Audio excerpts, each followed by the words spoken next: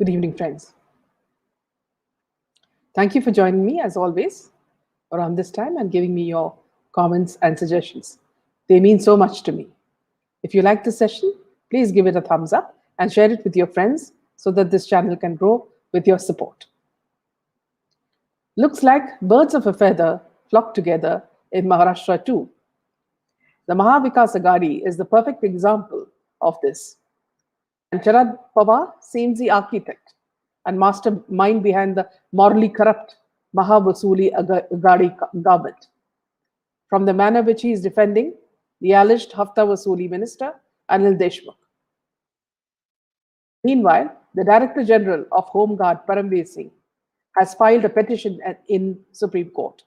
He claims that Rashmi Shukla, Commissioner Intelligence, had filed a report on the alleged malpractices by Deshmukh in transfers and postings in Maharashtra police.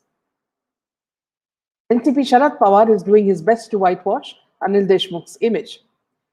He provided a technical defense to refute allegations leveled by former Mumbai police Parambir Singh against Maharashtra Home Minister Anil Deshmukh, presenting an alibi to support his fellow NCP leader. Addressing a press conference for the second executive day today in Delhi, Sharad Pawar claimed that Anil Deshmukh had been admitted to hospital in Nagpur from February 5th to February 15th due to COVID, and that hence Parambir Singh's meeting with the Home Minister, which was mentioned in the CP's letter to have taken place in mid-February, could not have taken place as the NCP leader was also quarantined on his discharge from the hospital from February 15 to 27. It is pertinent to point out that Parambir Singh, in his letter, has not mentioned the exact date of his meeting with Anil Deshmukh and has instead said in and around mid-February. Furthermore, Pawar's alibi was challenged even as the briefing was going on. Sharad Pawar's claims that Anil Deshmukh was quarantined from February 15th onwards is challengeable, as the State Home Minister had held a press conference on the same day to offer clarification on celebrity tweets on the issue of farmers' protest, noting that he had ordered an inquiry into BJP's IT cell and not on Bharat Ratnas Sachin Tendulkar and Lata Mangeshkar. In the video which he tweeted on February 15th, Anil Deshmukh is seen surrounded by his guards while he's speaking to the media with his mask below his chin. When Sharad Pawar was asked about this press conference on Monday, he refused to comment on it. The NCP chief dismissed the opposition's demand for Anil Deshmukh's resignation, citing that it had become clear that the Home Minister had been quarantined during the said period in mid-February and that records proved that he was in Nagpur and not Mumbai, and hence the meeting with Parambir Singh couldn't take place, and ruled out the NCP leader's resignation. Further, Pawar said that CM Uddhav Thackeray would decide on whether the allegations against Anil Deshmukh should be probed. Defending Home Minister Anil Deshmukh, Sharad Pawar asked why Parambir Singh delayed making the revelations by a month despite possessing information a month before that. Further, he also admitted that Parambir Singh had informed him of the allegations leveled against Anil Deshmukh before the explosive letter was penned. Sharad Pawar labelled Parambir Singh's letter as an effort to deviate the investigation into the Antilia bomb scare, which he claimed was the main issue. And as Sharad Pawar endorses Anil Deshmukh, images of Anil Deshmukh can be seen with Santosh Patil, a smuggler of red sandalwood. Viewers, if Mumbai is unsafe for a Mukesh Ambani, you can imagine the kind of plight of small traders and shopkeepers who face extortionists, Shiv Sainiks, every day.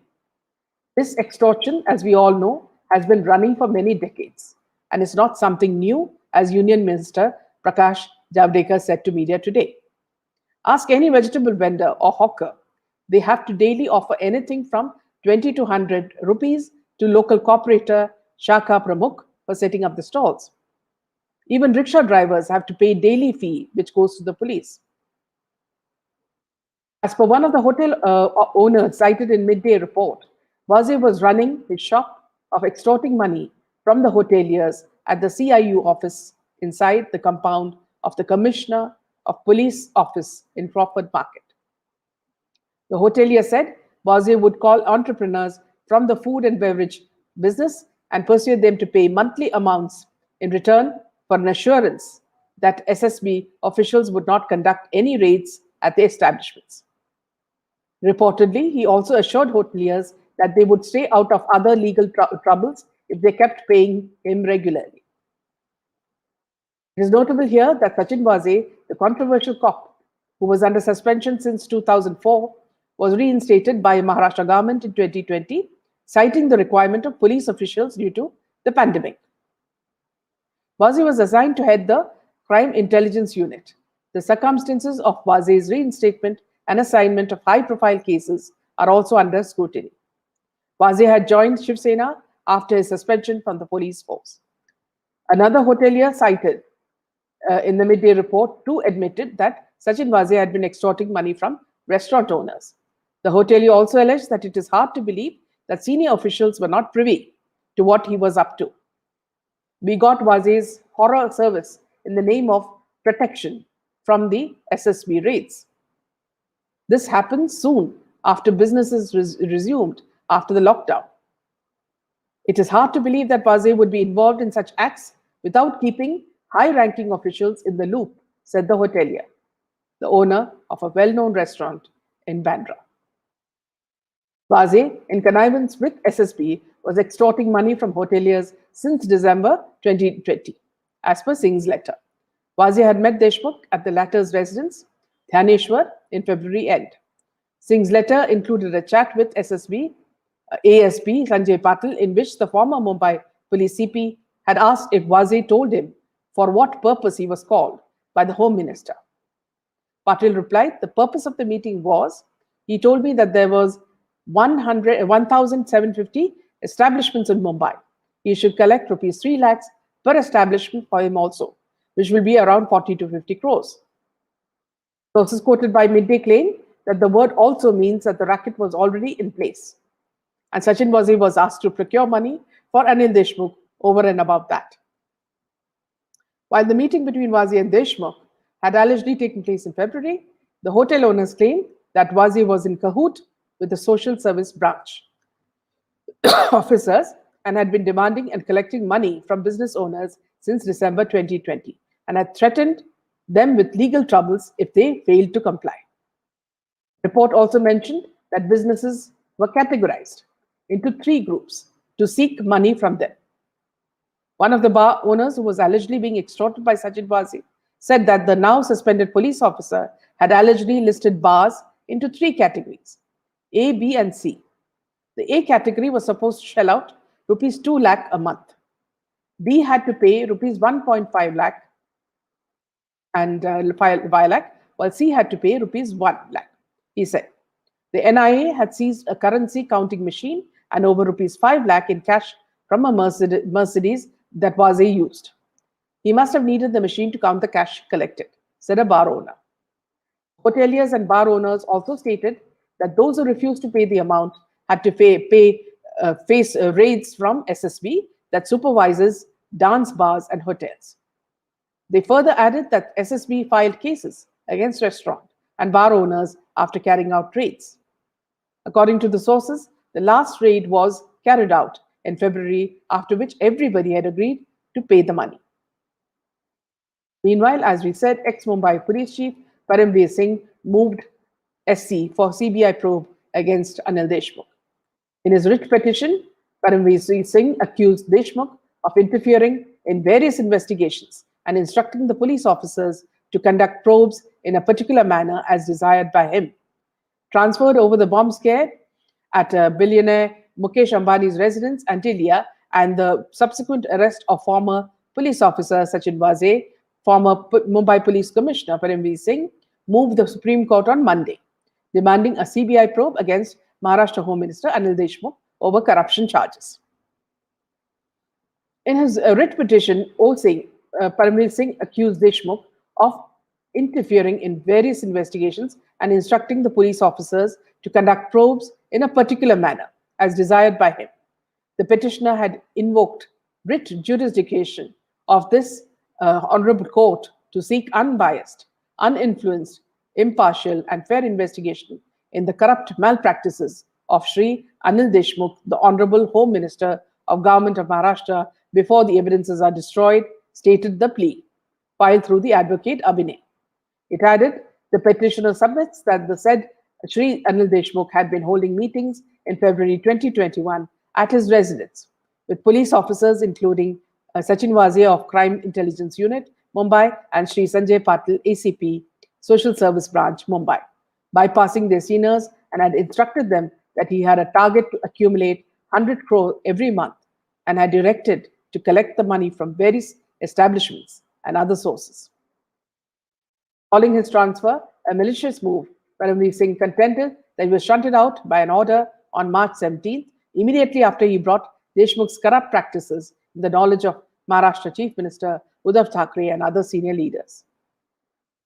The petition further said the transfer of the petitioner in the aforesaid circumstances is for reasons smeared with malice.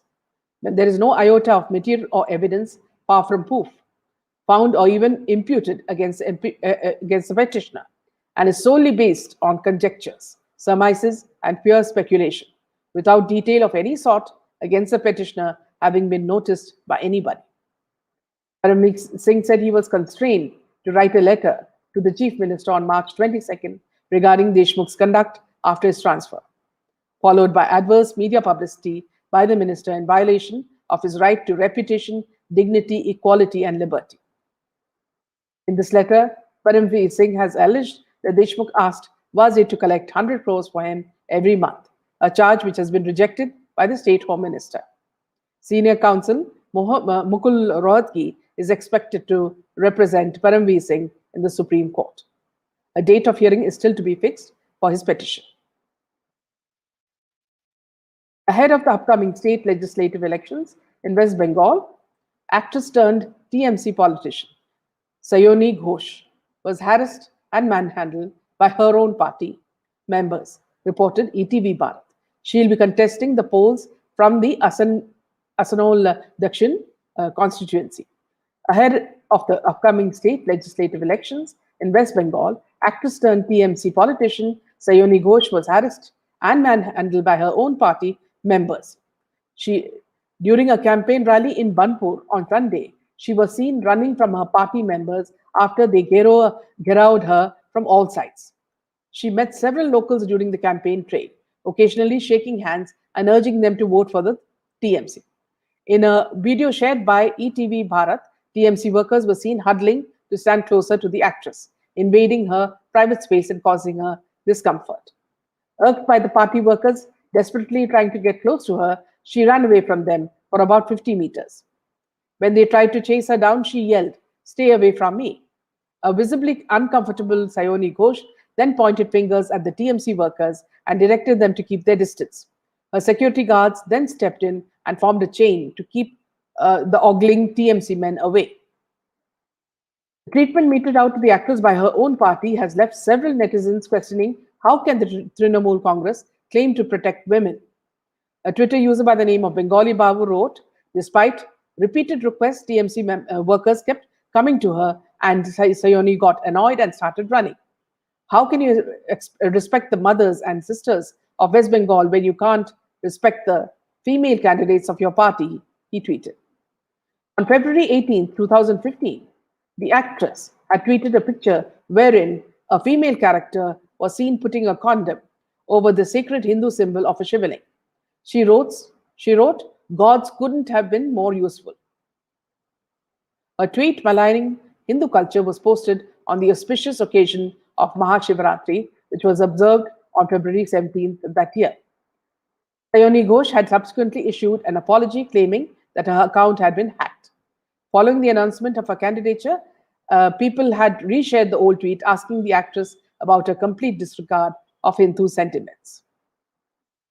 Meanwhile, Sushant Singh Rajput's movie Chichore was awarded the Best Hindi feature film at the 67th National Film Awards.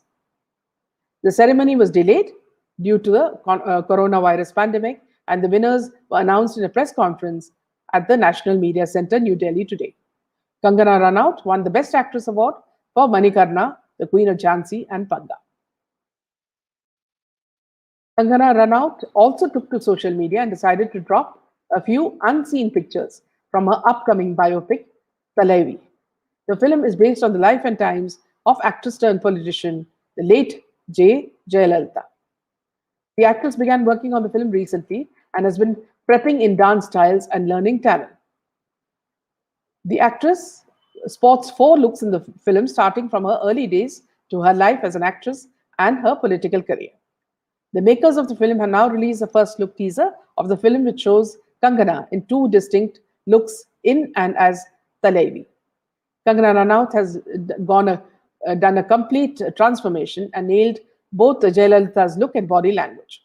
The first look teaser shows the early years of Jayalalitha's career when she was a superstar heroine. And the focus then shifts to her years as a politician, a look that everyone has been eagerly waiting for. Producer Vishnu Vardhan Induri, who is also producing it, says, "I'm excited to show the story of an actor turned politician, which is based on one of India's most loved and followed public figures. Talevi is a very dear project to all of us, as it is a story that needs to be told. And the way Kangana has slipped into the character is simply amazing. Can't wait to present this film to the audience." After producing Judgmental Hai Kya, producer Shailesh R. Singh is proud to associate with Talevi. "I'm happy to collaborate with Kangana yet again after Tanu Weds Manu and Judgmental Hai Kya. There couldn't have been anyone other than Kangana to ace and portray this legendary public figure. We can't wait to showcase her incredible journey to the world on 26 June 2020. Meanwhile, the famous Taliwali actress Jaya Bachchan, wife of Amitabh Bachchan, reacted to Uttarakhand CM's ripped jeans remark after granddaughter Navya rebelled against it. Speaking to the media, actress and politician Jaya Bachchan shared her views on the recent controversial remarks made by the Uttarakhand Chief Minister Tirath Singh Rawat that has stirred a discussion online. Actress turned politician Jaya Bachchan, who never minces her words when it comes to talking about social issues and events, recently followed the footsteps of her granddaughter, Navya Naveli Nanda, and condemned the chief minister for his ripped jeans remark, calling it an example of a bad mindset that encourages crimes against women. The Samajwadi Party parliamentarian stated that such statements don't befit a chief minister and that he should think before making a statement. According to the ANI, Jaya said those in high posts must think and make public statements. You say such things in today's times, you will decide who's cultured and who's not based on clothes. It's a bad mindset and encourages crimes against women.